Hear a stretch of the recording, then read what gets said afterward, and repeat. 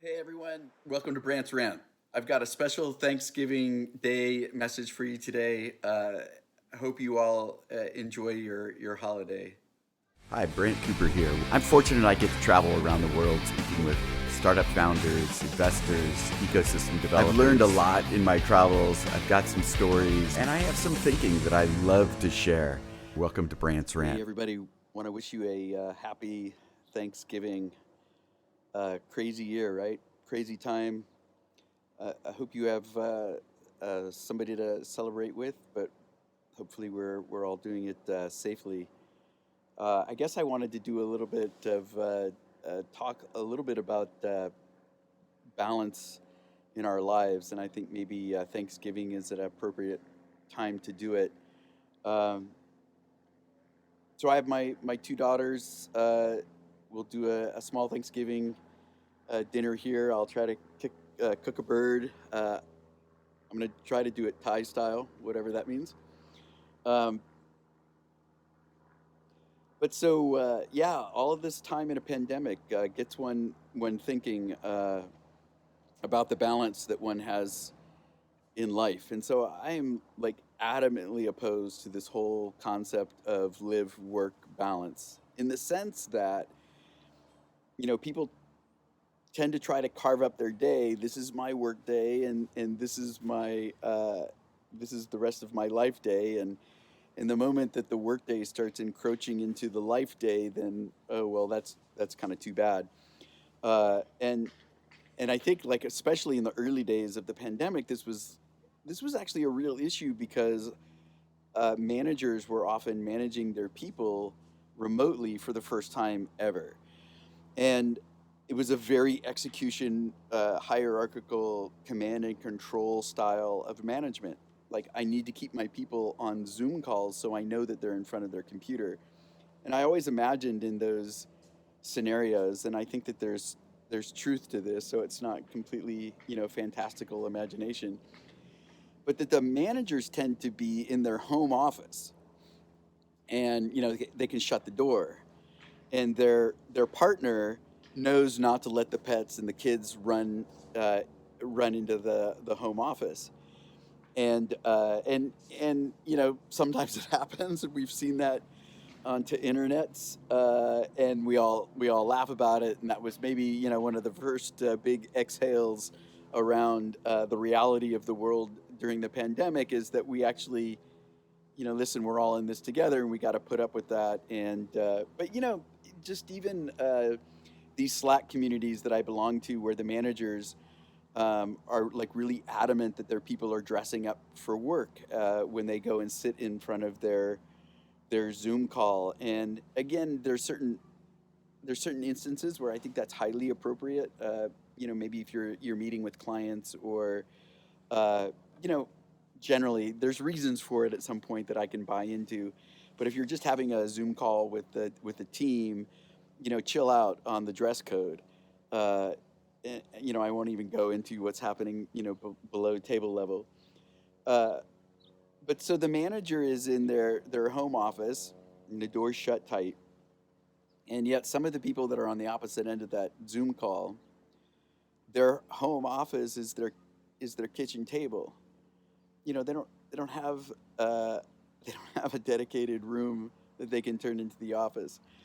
And not only that, but their kids are home from school, and their partner is also home from their job, and probably actually also needs to do a Zoom call. And so you get the picture then of how time management isn't just about a chunk of work and a chunk of life. They're intermingled. uh, they're carved and weaved and integrated into 24 hours.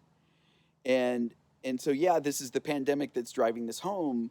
But I think that more and more, if there's a realization that we can think about this, not just remote workers, but think about how one needs to integrate the different parts of life as much as possible throughout the day. And listen, I know I actually am super privileged in the sense that I get to control my own time, and that's not available for everybody. But I do think that it should be, and it will be eventually. How long it takes us to get there, I don't know.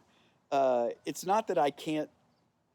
It's not that I get to schedule my time in such a way that I don't have to go to the Zoom calls that are scheduled, but I get to schedule the Zoom calls, or sometimes I don't get to schedule the Zoom calls, but I get to schedule what I'm doing before the Zoom call and after the Zoom call, right? And so uh, the idea really um, is that we should be able to have an equilibrium in our own life that allows us to be present and aware of the work that we're doing, and we will be more efficient and more productive at that work.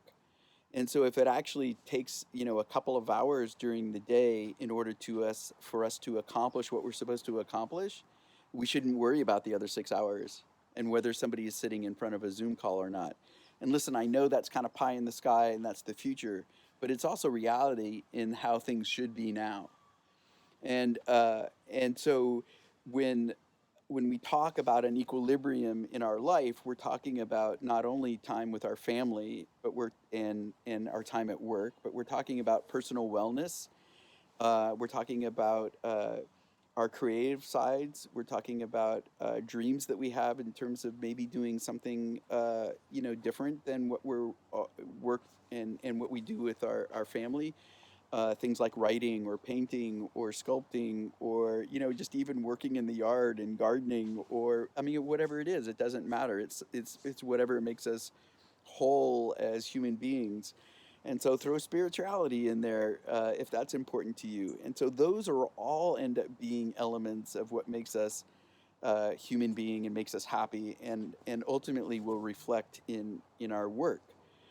Ultimately, what we want when we're doing any of those things is to be there present in the moment and aware of what we're doing. That allows us to get the joy out of it and to be satisfied with it, even if it's not the most inspirational thing in the world at all. It's us being present there as we're doing it and doing it the best that we can and in a way that is our own.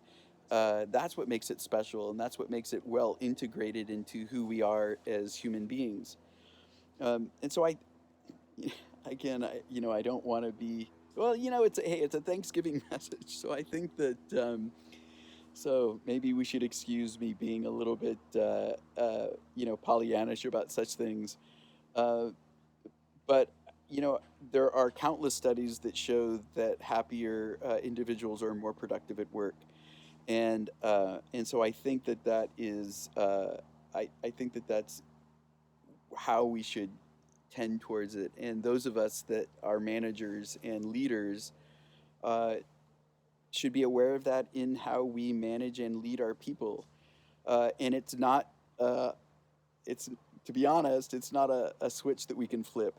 Um, there's there is an accountability aspect to it. There are metrics. There's uh, you know empowering people is not just saying that they are empowered. We have to actually teach people how to behave in ways that they're empowered, and teach people how to make decisions and give them the actual authority to make those decisions, and to give them the resources that they need in order to be successful at what they're undertaking.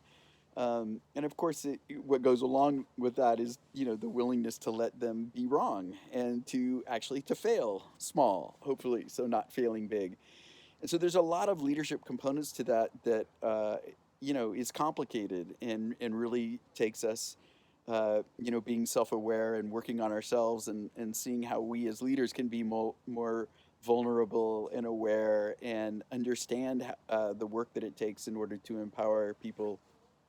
Um, so uh, there's a book that I was turned on to just in the last couple of weeks.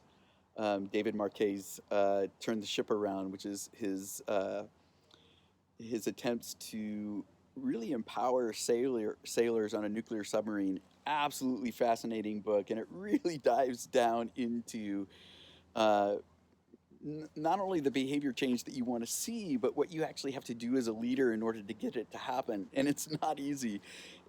there's people that are entrepreneurial and that comes easy to, but there's also a lot of other people that actually need to be taught, and they haven't been raised in or taught in such a way that they know how to be and act empowered. And so we have to teach that. And then we also have to be able to teach, if we're ever to get that equilibrium mindset that I was talking about. There are all sorts of ways that we need to teach people how do they manage their lives and how do they balance what they should be working on. And I've brought this up before. I don't know if it's appeared in a rant, but I love personalkanban.com.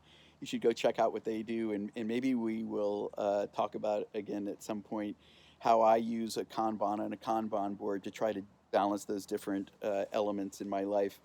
To summarize it, sort of in a nutshell, is you visualize your work, and so the visualizing the work means all of the things that you might be doing in a day. So all of those things that make a life that is in equilibrium. So, all of the things that you might be doing in terms of your own creativity, your spirituality, your family, as well as work, and maybe special projects, all of those things belong in the visualizing your work. And ultimately, you organize your day by only having three things in progress, your work in progress, your WIP, only having three things that you're working on at any given moment in time, but that you can pull those things from anywhere in those things that you might be working on, including all of those non work elements. And it allows you to break up your day in such a way that it becomes more about you as a human being, and you being able to be all that you can be, and to achieving this equilibrium that ultimately will benefit each of those phases of your life, including your home life and your work. And I guess I think that uh, you know human beings really aren't supposed to be holed up together 24/7, uh, day after day, week after week, and month after month. And so I really urge you all to think about how each of you in your family can carve out time for yourselves as individuals. Um, whether that's meditating or walking on your own, or even going on a short day trip in a car by yourself. But you need the separation time in order to be able to come together as well. And so, boy, I really wonder how that part of the message will come across. But I think that.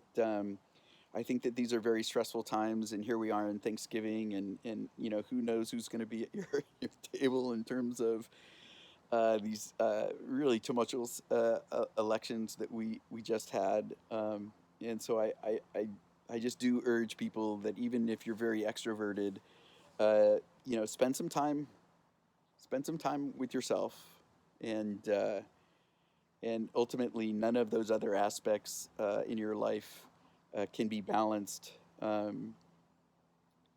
without you being balanced, sort of internally. And I guess for those people who uh, don't have people to be around, um, I feel you. And so, you know, reach back into your past. I think one of the positive things for me personally that's come out of this pandemic is really connecting with people that I haven't connected in really years and years and years. And so, Zoom is a poor substitute. Perhaps you can do socially distant coffees. Um, do some volunteering for those less fortunate. Uh, do some mentoring for young people, and I think even if it's by Zoom, doing that with old friends, current friends, and then strangers that you can help. Ultimately, I think that if you're spending too much time on your own, I think that you can really benefit yourself by creating value for others. And so I would I would I would try to think about things that you can do with that regard. Uh, But thank you all for watching. And I really hope to expand my audience here, selfishly. Uh, but you know, I'm not a big religious person, and so the Christmas holidays are not really that big for me. I'm a Thanksgiving person. Uh, this is the holiday where I think that there's no amount of commercialization I think can destroy it. So really from my heart, I want to thank you all for watching and being in my life. Thank you. Hey, thanks for listening to Brant's Rant. If we're choosing capitalism here as a society, then let's make it work for a better world. If you'd like to join me as we redefine capitalism for the 21st century, go to beatcoop.co/D4A. Also, if you have a pressing issue that you're facing in your innovation group, your product group, your startup, and want to join me on video, see the link below. Subscribe, like, see you next time.